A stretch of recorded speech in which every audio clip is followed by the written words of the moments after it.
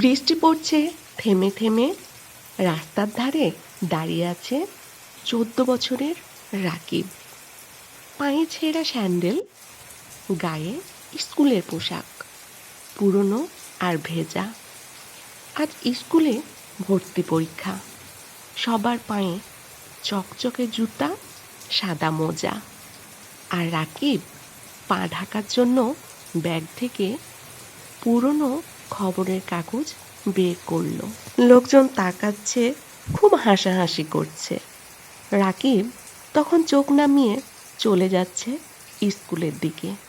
হঠাৎ পেছন থেকে একটা কণ্ঠ, কে যেন ডাকছে, এ যে দাঁড়া, একটু দাঁড়া। তখন রাকিব পেছনের দিকে তাকিয়ে দেখে একজন বৃদ্ধ মানুষ, ভিজে জামা আর কাঁধে ঝোলা ব্যাগ। বলল, তুই পরীক্ষায় যাচ্ছিস? রাকিব মাথা নিচু করে বলল, হ্যাঁ চাচা। তোর জুতা কই?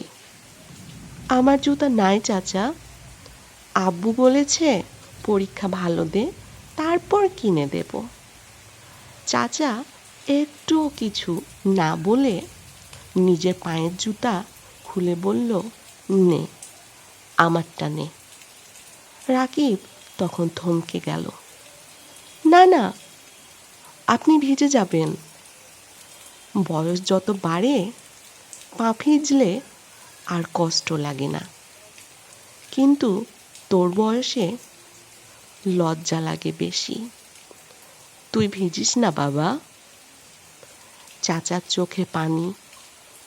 রাকিব বুঝল তিনি কেউ না, শুধু একজন মানুষ যিনি কখনো নিজে লেখাপড়া করতে পারেননি। চাচা বলল, ছেলে, আমিও তো একদিন স্কুলে যেতে চেয়েছিলাম, কিন্তু আমার বাবা বলেছিল পায়ে জুতা নেই, স্কুল যাবি কিভাবে? আমি আর যাইনি স্কুল।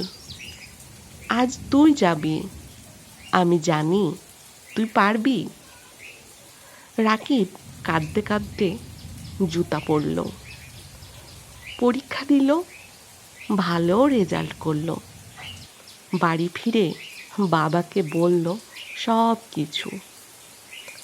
তার বাবা চোখ মুছতে মুছতে শুধু বলল, বাবা, আমি তোর জন্য কিছুই করতে পারিনি, কিন্তু ওই বৃদ্ধ মানুষটা করে দিল, তোর জীবনটা বদলে দিল।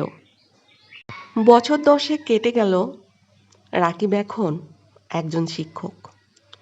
স্কুলে গরিব ছাত্রদের বিনা পয়সায় পড়ায়।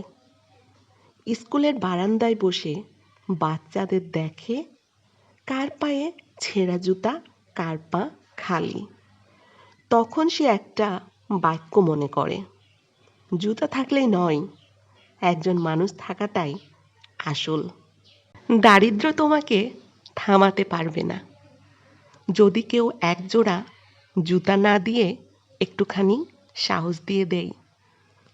জীবনে বড় কিছু পেতে গেলে কখনো কখনো আমাদের শুধু দরকার হয় একজন বিশ্বাস করা মানুষ আর একটা বৃষ্টি ভেজা দিন। রাকিব আজ শিক্ষিত, শিক্ষক হয়েছেন, কিন্তু তার ছোটতে চাওয়া ছিল খুব অল্প, শুধু একজোড়া জুতা। আমাদের সমাজে হয়তো হাজার হাজার রাকিব আছে এমন, যাদের শুধু দরকার একজন এগিয়ে আসা মানুষ। আপনি নাই পারেন টাকা দিতে, নাই পারেন একজোড়া জুতা কিনে দিতে, তবে আপনি তো একটা কথা বলতে পারবেন, একটু সান্ত্বনা দিতে পারবেন।